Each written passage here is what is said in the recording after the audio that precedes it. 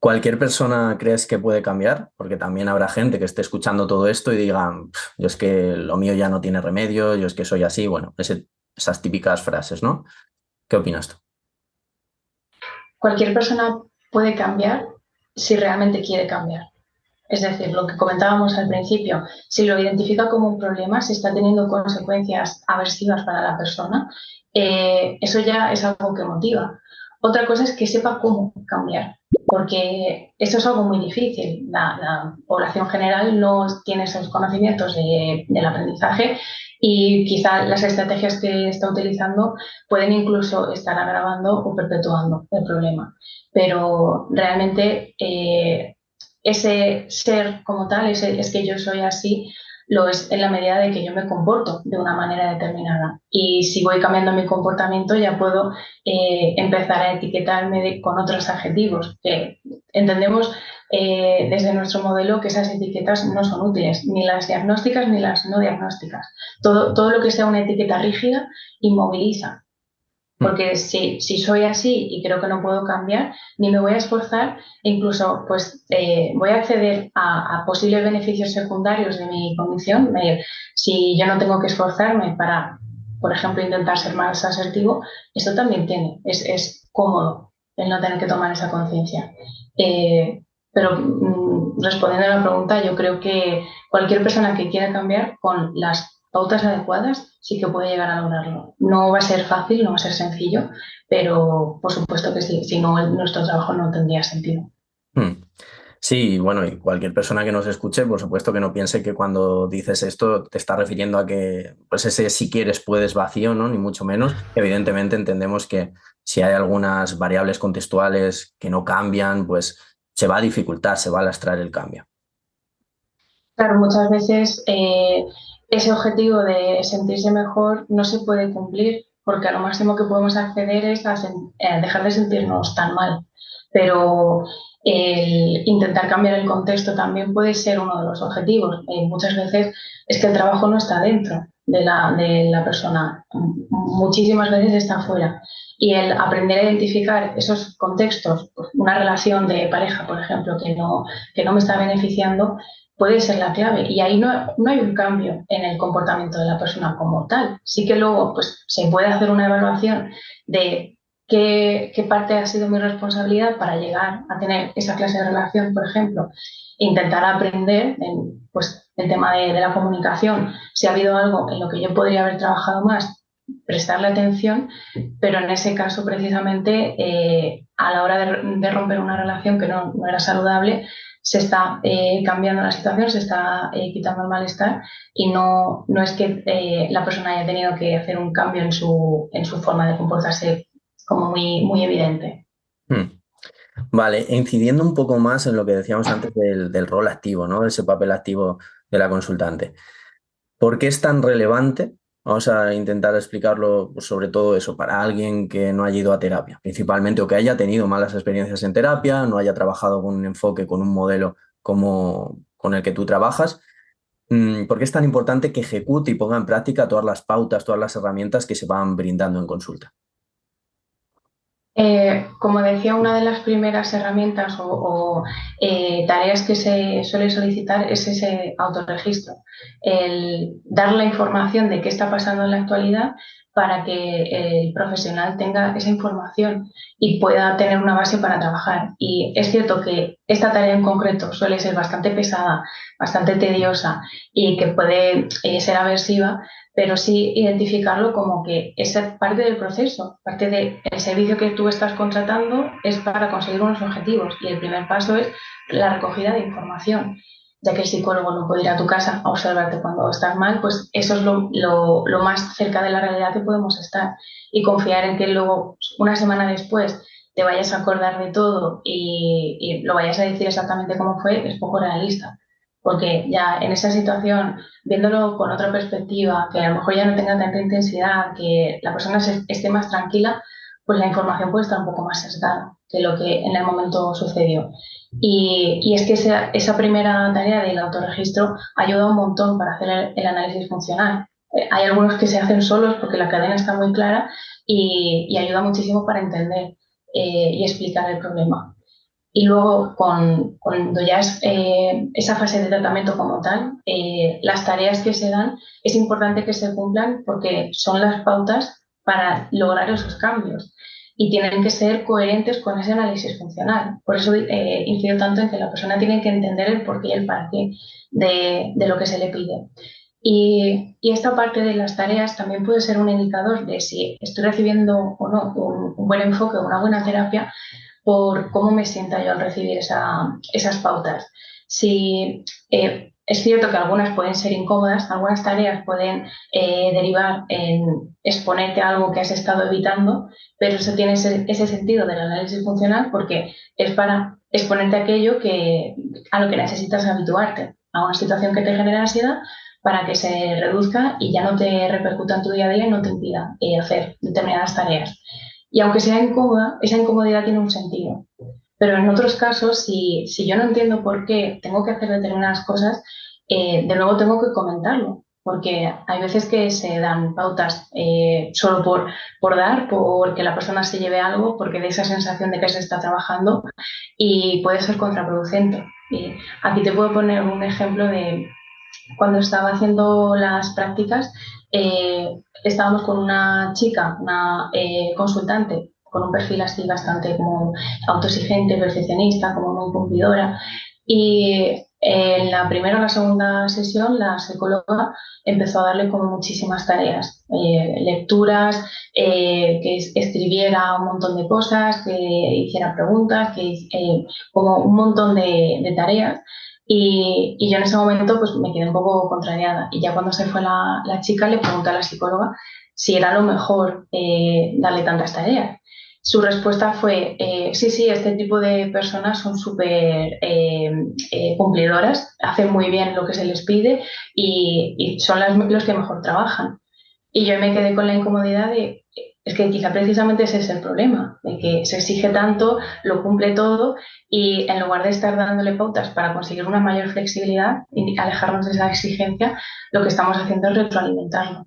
Claro. Y por eso es tan importante ese enfoque funcional, porque tenemos que ser muy conscientes ya aquí a nivel de profesionales de qué efecto, qué función tiene lo que yo estoy diciendo y lo que estoy pautando, lo que le estoy pidiendo a la persona.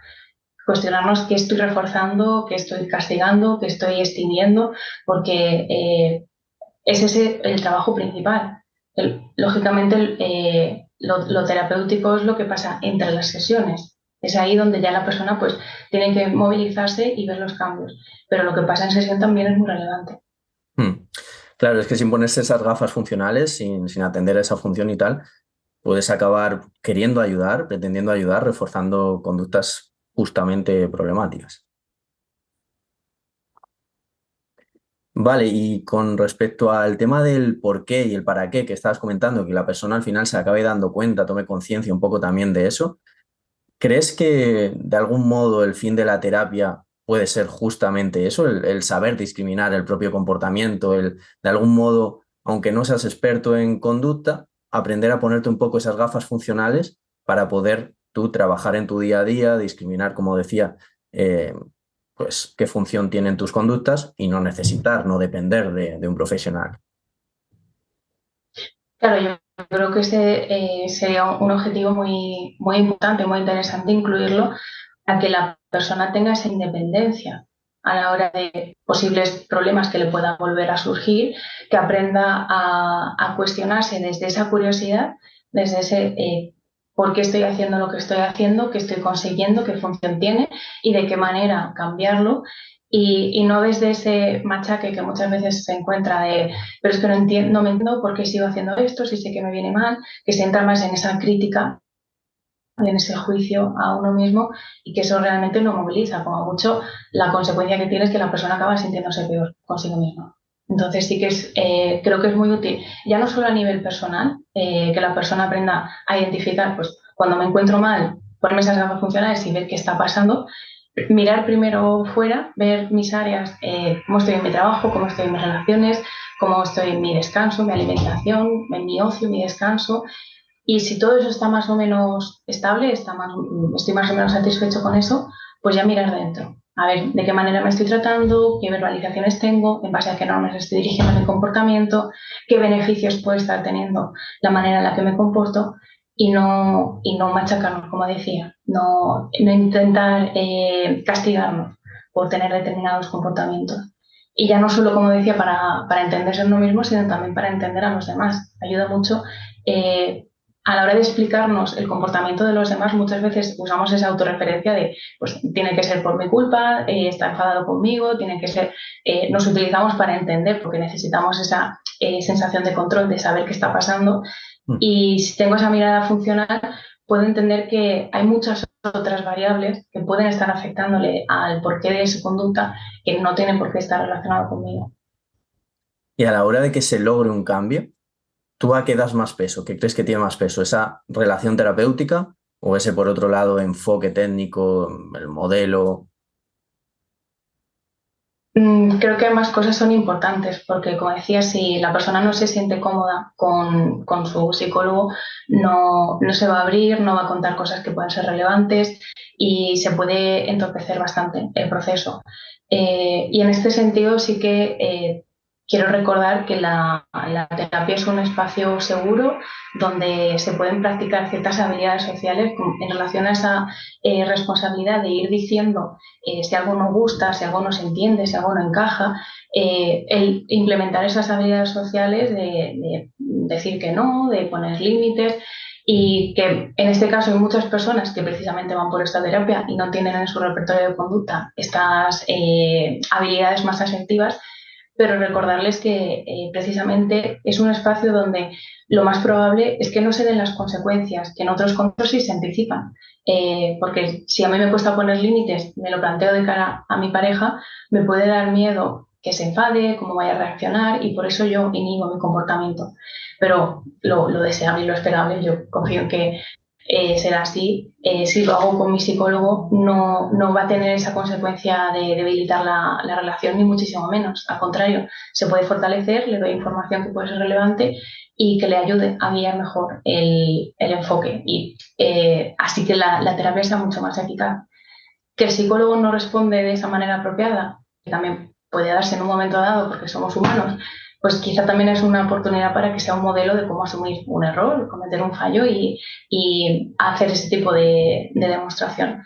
Y si tampoco es así, si la persona, el psicólogo o la psicóloga con la que estoy trabajando, le pongo un límite razonable, no me refiero a llegar tarde o a cancelar sesiones en el último momento, sino límites que sean para respetarse la persona a sí misma y el psicólogo o la psicóloga no se lo toma bien, no asume ese fallo, pues me da una información muy valiosa de si realmente quiero trabajar con un profesional así. Mm. Siguiendo con esa línea de la terapia como espacio seguro, todo este tema de poner límites, vamos a hablar un poco de los derechos, ¿no? ¿Cuáles son los derechos de los consultantes en terapia? Aparte de los derechos legales básicos de la confidencialidad, la seguridad, evitar el daño y todo esto, creo que un derecho es recordar que son consumidores de un servicio que han contratado con un objetivo Mm. concreto. El tener presente eso y que todo lo que no vaya en esa línea, cuestionarlo, demandar información, porque ese derecho de saber el por qué y el para qué de todo, el que la persona sienta que se está haciendo un trabajo en una dirección concreta, dirección que la persona también ha elegido. Y como decía antes, puede ser un proceso largo y tedioso, puede ser, no, lógicamente no va a ser de la noche a la mañana el cambio, pero aunque sean pasitos de bebé, pero que se vayan dando, que no sea esa sensación de estar perdido, de que no haya una dirección. Como decía, los derechos de la persona es a reclamar el servicio por el que se está pagando y saber todo lo que está, todo el porqué de cada cosa de la terapia. Yo confío en que el profesional al que se le pregunte va a saber dar respuesta del porqué de lo que está haciendo y si no sabe darla, da información.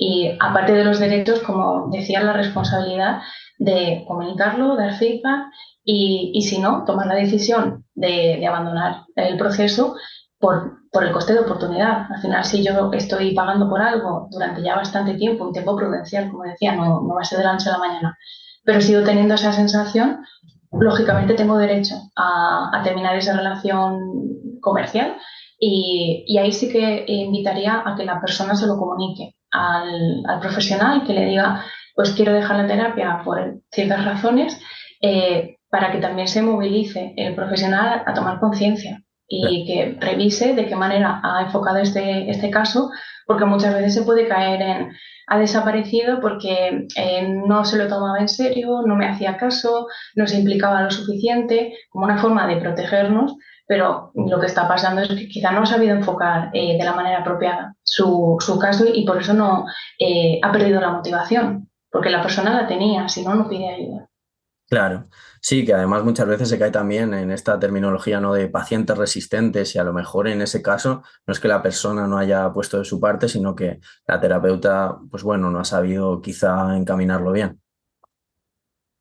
Habrá algunos temas que puedan ser más difíciles, que Mm. haya que tratar con más cuidado, ir más despacio, que sí que pueda generar cierta resistencia, porque abrir la caja de Pandora, que salga todo eso, puede ser incómodo y lo que lleva haciendo la persona quizás es evitarlo precisamente, eso sería normal, pero si es una resistencia en general donde no se ha motivado lo suficiente para ir haciendo esos cambios, pues quizá el problema es el enfoque.